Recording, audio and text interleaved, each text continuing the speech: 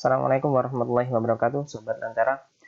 Kali ini saya akan menerangkan tentang pembiasaan pada peristiwa kedalaman kolam. Kenapa sih kolam yang kita lihat dari permukaan dari atas itu terlihat lebih dangkal?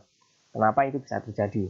Atau misalkan ada sebuah akuarium, kamu lihat juga lebih dangkal. Atau misalkan panjang ke belakangnya itu ya, ke belakang yang bagian ke belakang itu terlihat lebih seolah-olah lebih dangkal daripada sesungguhnya. Itu kita bahas dalam materi pembiasaan, yaitu bagian kedalaman kolam. Pembiasaan sendiri adalah peristiwa terbeloknya arah rambat cahaya yang dikarenakan cahaya tadi melewati medium yang berbeda.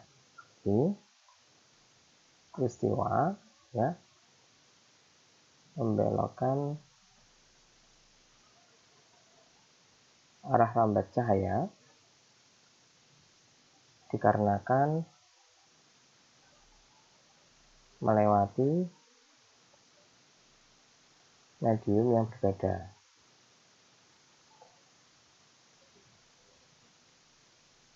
Oke, medium yang berbeda, medium yang dilewati cahaya. Jadi cahaya kan hanya bisa melewati mediumnya medium optik ya. Nanti bisa, contohnya medium optik itu medium yang bening tentunya. Air, kemudian kaca, udara, atau plastik bening ya. Nah, ini medium-medium yang bisa dilewati cahaya. Jadi jika cahaya dari air menuju kaca, kaca menuju air, kaca menuju udara, atau lain sebagainya, dia pasti ada efek pembiasan dengan syarat ya, sudut datangnya, theta income-nya, sudut datangnya ini nilainya antara 0 sampai 90 derajat. Jadi dengan syarat ini 0 derajat, ini besar, ini theta income sudut datang ya kurang dari 90 derajat. Ya. Perlu diingat sudut datang adalah sudut yang terbentuk antara sinar datang dengan garis normal.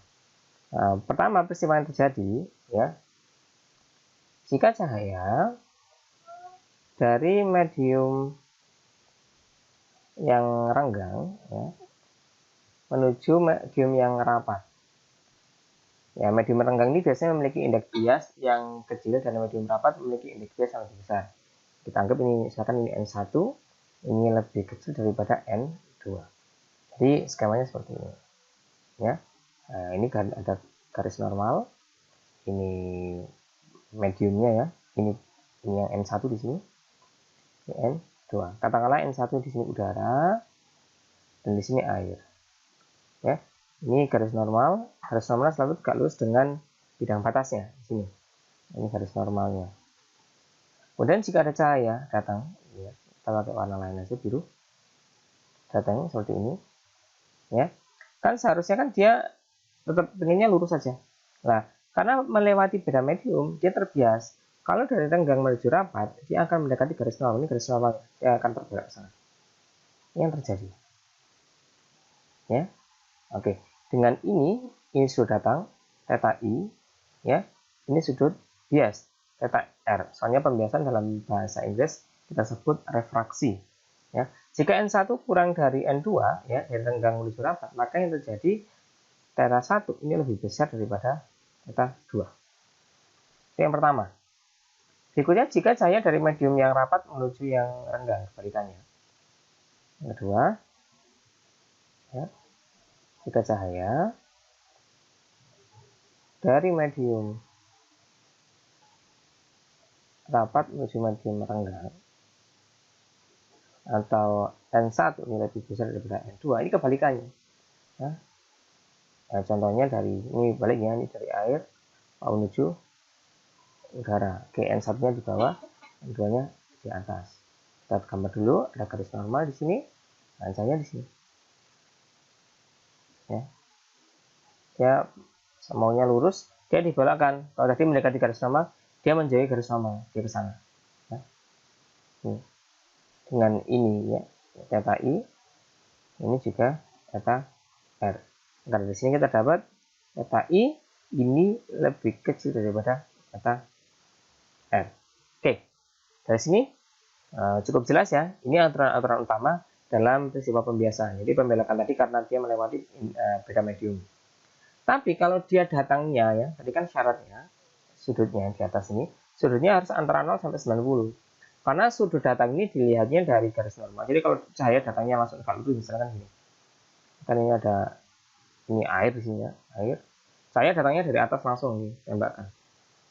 Nih. Ini tetap lurus saja, nggak ada efek membelokkan yang terjadi. Kalau pas 0 derajat, ini kan sama kayak garis normalnya. Tapi misalkan 90 derajat dari pinggir, gini, lurus ini. Ya lurus saja, dia tidak akan ada efek pembelokannya atau tidak ada efek pembiasan. Oke, lanjut. Kemudian bagaimana peristiwa pada kolam? Kita gambarkan, misalkan ada sebuah kolam di sini. Ada kolam, ya, turunkan kolamnya di sini. Yang kita lihat dari sini, ya. Jadi kalau kita bisa melihat ini orangnya di sini. Kita kalau melihat kolam, berarti cahaya datangnya dari mata kita menuju kolam atau dari kolam menuju mata kita. Ya, yang benar cahaya datang dari kolam, dari benda yang di kolam menuju mata kita. Jadi peristiwanya seperti ini. Misalkan di sini ada benda,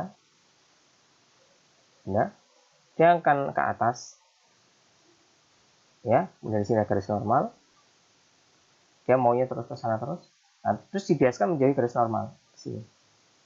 Ya, ini yang terlihat oleh kita.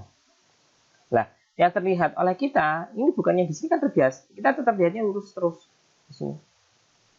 Sehingga yang kita lihat di sini, bendanya seolah di sini. Jadi awalnya kolam ini memiliki kedalaman H di sini, ya, seolah-olah kedalamannya sekarang berubah jadi di sini. Ini H aksen. Itu yang terjadi. Oke. Dengan ketentuan, maka ini sudut datangnya, ini theta I, dan ini merupakan theta R. Seperti itu. Nah, nilai ini nanti bisa kita cari, ya.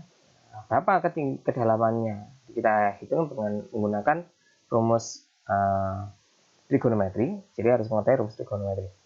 Oke, kita misalkan dulu jarak antara sini, dasar sini, ya, antara bendanya dengan ini, dengan ujung penglihatan kita di dasar kolamnya di sini. Ini kita misalkan sebagai nilai x, ya. Nah, perlu diketahui bahwa sudut misalkan ini theta r, saya kasih warna biru, ini theta r. Sudut ini kan sama kayak sudut di sini, gitu. Sama ya. Ini kan saling tegak lurus yang di sini. Nah, sehingga ini kan sudut bertolak belakang, sama. Nah, kalau yang ini tetap ini merah, ini theta i-nya, ini theta r. Sehingga nanti sketsa kita bisa kita bikin kayak gini. Ini kita teruskan. Nah, kita punya dua segitiga. Ini kita sebut titik O, ya. Ini titik P, titik Q, ya. Nah, ini titik PQ, ini titik R, ini titik S. Kita punya dua segitiga OPS dan segitiga OQR, ya. Sehingga kita bisa membandingkan nilai tangannya. Kenapa kita pakai nilai tangan? Misalnya tangan theta, tangan sudut kan depan per samping, ya. Nah, depan per samping, nah, depannya kan x ya, ini sama. Sehingga kita bisa pakai ini. Tan theta i per tan theta r sama dengan tan theta i. I-nya kan yang ini, yang biru, yang mana? Yang merah ya. Nah, tan-nya kan sin demi kosemitan dasar depan per samping x per h. Ini kita dapat x per h. Oke, yang theta r-nya yang biru ini kita dapat ini x per h aksen. X per h aksen. X-nya kan sama jarak x-nya. Ini bisa kita coret nanti. Sehingga dari sini kita punya tan theta i per tan theta r sama dengan h aksen per h. Ini perbandingannya. Ini kan perbandingan terbalik ya. Nah, tan sendiri, tan itu kan sin per cos ya. Nah, kita tahu misalkan tan theta sama dengan sin theta per cos theta, ya.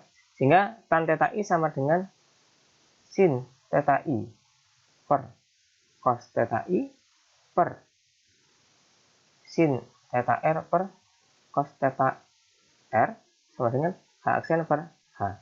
Bentuk ini bisa kita rubah juga, jadinya sin theta i per sin theta r kita kalikan cos theta r per cos theta i sama dengan h aksen per h.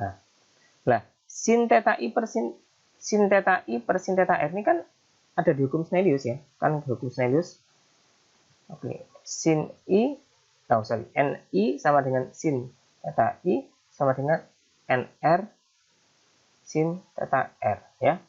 Nah, atau ini bisa ditulis NI per NR sama dengan sin theta R per sin theta I, kemudian terbalik ya. Sehingga kalau I per R ya, I per R maka ini sama dengan NR per NI ya, kalikan cos theta R per cos theta I ya, sama dengan H aksen per H. Ini rumusnya. Jadi untuk mencari yang terlihat menjadi seberapa dalam, ya kita bisa cari nilai H aksennya dengan ketahui ketinggian sesungguhnya. Ya. Nah, bentuk ini biasanya kita tulisnya dalam bentuk seperti ini. H aksen atau kedalaman ya. H aksen per H sama dengan, nah ini kan NR, R ini kan refleksi ya, udara. Berarti kita biasanya kita tulis menjadi N udara per N air dikalikan dengan cos theta R atau theta udara gitu aja. Jadi udara ini dia melihatnya dengan sudut berapa dari normal per cos theta I ya, theta I ini apa aja? Ini air ya, air. Oke. Ini bentuknya. Sehingga kalau cari mau kita bikin aljabarnya ya mudah. Tinggal aksen sama dengan N udara per N air ya, kalikan cos theta udara per cos theta air kalikan kedalaman sesungguhnya. Kita udah dapat nilai kedalaman aksennya. Ini yang terjadi. Oke. Ini untuk kedalaman kolam jika kita melihatnya dari sudut tertentu. Ada satu lagi kasus, bagaimana kalau kita lihatnya langsung dari atas gitu. Yang kita tuliskan di bawah. Nah, misalkan ini kolam ya, ada airnya, ini airnya, ini udara. Di sini dia punya kedalaman H, ini dasar kolamnya, ya, kedalaman H. Kan ada benda di sini, tetap dia akan terlihat seolah-olah lebih dangkal di sini, ya. Ini ada H aksen.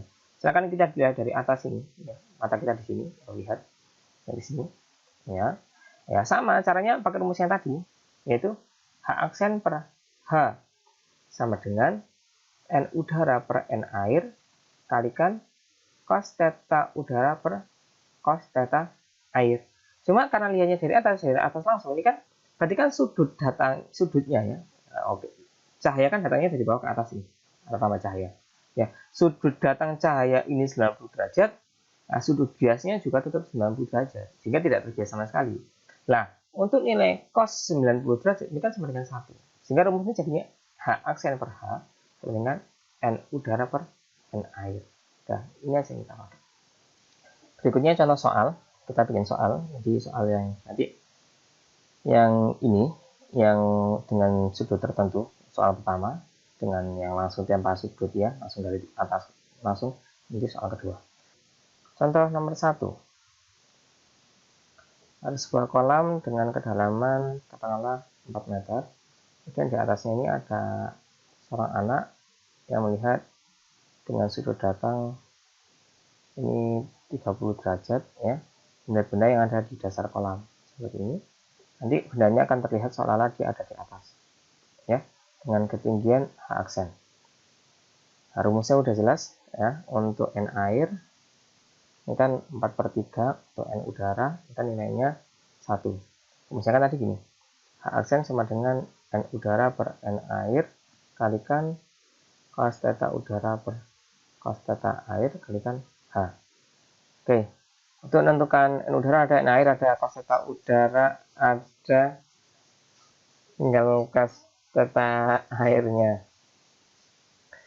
Cara-caranya kita pakai N1 sin theta 1 sama dengan N2 sin theta 2. Ini rumusnya nulis. N1 nya kan daripada udara aja ya, 1 kalikan sin 30 derajat sama dengan N2 4/3 kalikan sin theta 2. Oke, sin theta 2 nya ini kan sin 30 kan setengah, jadi 1/2 sama dengan 4/3 sin theta 2. Kita dapat sin theta 2 sama dengan berapa ini?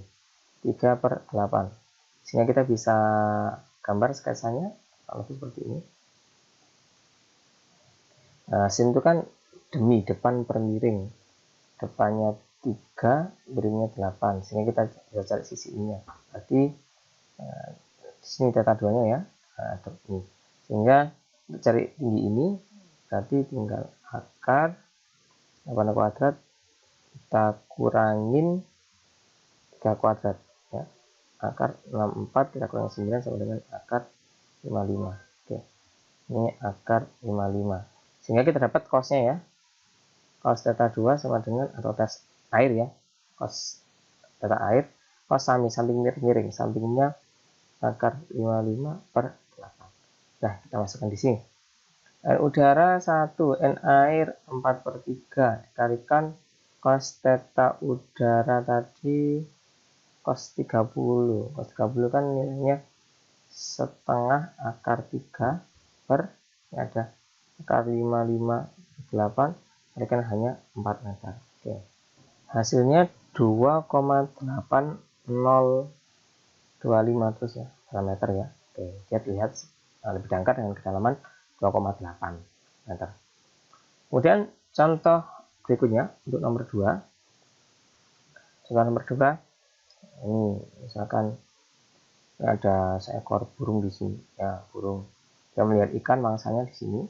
Jika ketinggian burung ini misalkan 10 meter, kemudian kedalaman ikan ini 2 meter ya, maka burung ini melihat ikan ini pada kedalaman, pada jarak berapa? Ya langsung aja kan lihatnya dari burung. Jadi H aksen per H sama dengan N udara per N air. N udara kan sama tadi, ini 1, ini 4/3.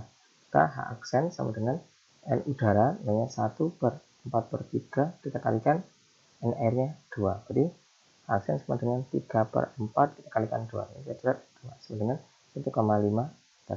Jadi 2 meternya hanya terlihat seolah-olah ini 1,5 meter. Sehingga jarak ini 10, kita tambahkan 1,5, maka jaraknya burung yang dilihat dari atas ke bawah sampai ikan itu totalnya ya 10 kita jumlahkan 1,5 sama dengan 11,5 meter. Oke. Sekian, itu contoh penerapan kedalaman kolam atau kedalaman air yang dilihat karena efek pembiasan terlihat seolah-olah lebih dangkal. Oke, sekian yang bisa saya sampaikan, semoga bermanfaat dan terus semangat belajar. Terima kasih. Assalamualaikum warahmatullahi wabarakatuh.